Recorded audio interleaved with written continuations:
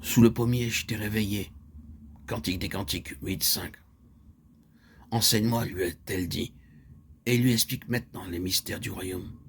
Il lui rappelle ce qu'elle est par sa nature et évoque le moment où elle s'éveilla au sentiment de sa condition véritable et l'instant de sa naissance dans la famille de Dieu. À cause de sa grâce qui abonde en elle, elle pourrait commettre l'erreur de se croire un vaisseau céleste.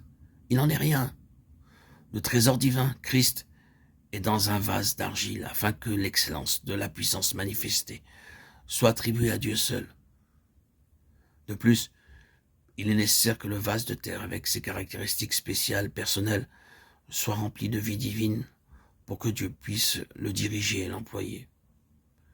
Il n'est pas suffisant de savoir que le bien-aimé demeure dans le cœur. En tant que vase de terre, l'âme a besoin d'être constamment environnée de la présence de Dieu et gardée.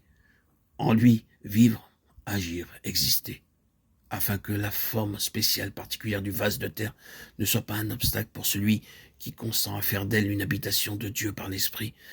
Acte 17, 28. Place-moi comme un sceau sur ton cœur, comme un sceau sur ton bras. L'amour est fort comme la mort, la jalousie indomptable comme le sépulcre.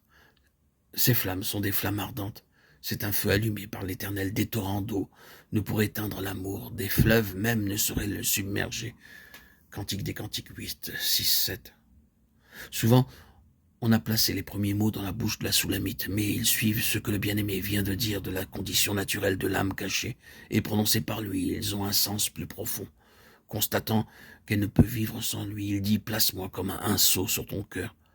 L'amour, fort comme la mort, et qui conduisit le Seigneur à la mort de la croix, laisse voir qu'il veille jalousement sur celle pour qui il s'est offert en sacrifice.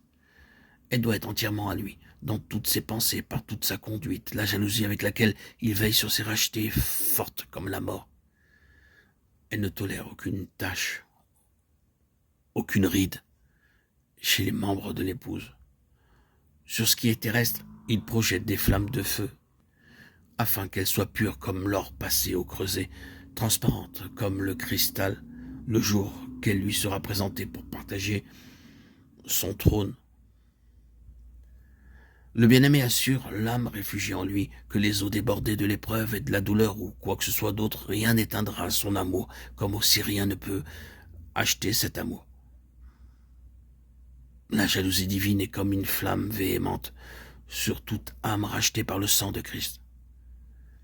C'est pourquoi saint Paul, pressé par l'amour de Dieu, dit aux Corinthiens « Je suis jaloux pour vous d'une jalousie de Dieu, car je vous ai fiancé à un seul époux pour vous présenter comme une vierge pure à Christ. » 2 Corinthiens 11, 2. Oh, enfant de Dieu caché dans le cœur du Père, demeure en cet amour de l'éternel Dieu, écoute son appel, demeurez dans mon amour. Jean 15, 9.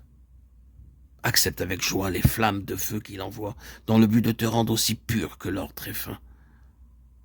Demeure en ce Dieu qui est un feu consumant, afin de voir le roi dans sa beauté et de pouvoir habiter avec lui dans les lieux célestes.